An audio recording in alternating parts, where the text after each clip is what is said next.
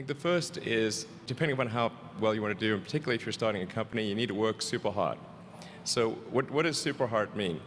Well, when my brother and I were starting our first company, instead of getting an apartment, we just rented a small office and we slept on the couch.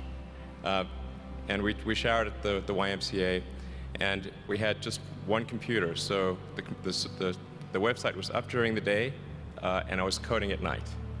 7 days a week, all the time.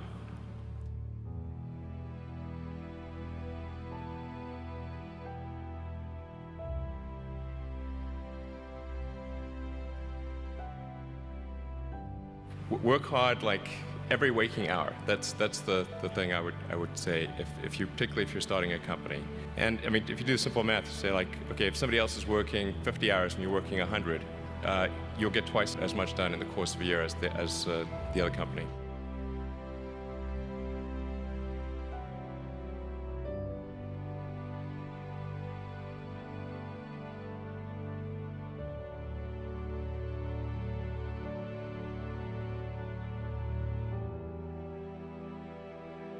I think too is you got to make sure that whatever you're doing is a great product or service. It has to be really great. And I go back to what I was saying earlier, where if you're a new company, I mean, unless it's like some new industry or new market if it's an untapped market, then you have more ability the standard is lower for your product or service. But if you're entering anything where there's an existing marketplace against large entrenched competitors, then your product or service needs to be much better than theirs. It can't be a little bit better, because then you put yourself in the shoes of the consumer and they say, why would you buy it as a consumer? You're always going to buy the trusted brand unless there's a big difference.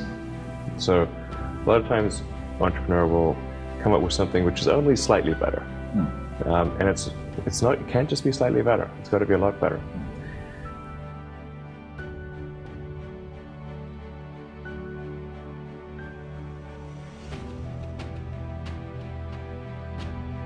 The other thing I'd say is that if you're creating a company or if you're joining a company, the most important thing is to attract great people. So either join a group that's amazing, that you really respect, or if you're building a company, you've got to gather great people. I mean, all a company is a group of people that have gathered together to create a product or service. And so depending upon how talented and hardworking that group is, and the degree to which they are focused cohesively in a good direction, that will determine the success of the company. So do everything you can to gather great people if you're creating a company.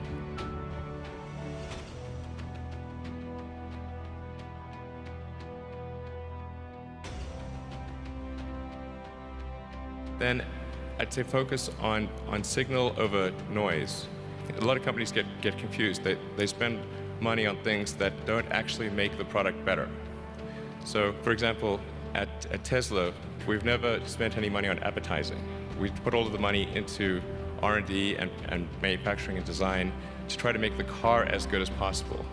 And I think that's the way to go. So for any given company, just keep thinking about, are these efforts that people are expending, are they resulting in a better product or service? And if they're not, stop those efforts.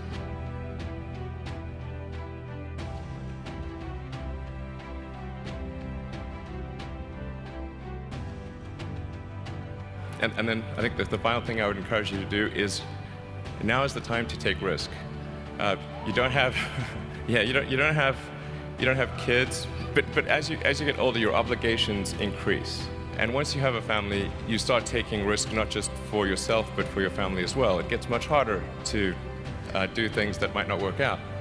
So now is the time to do that before you have those obligations. So I would encourage you to take risks now. Do something bold. You won't regret it.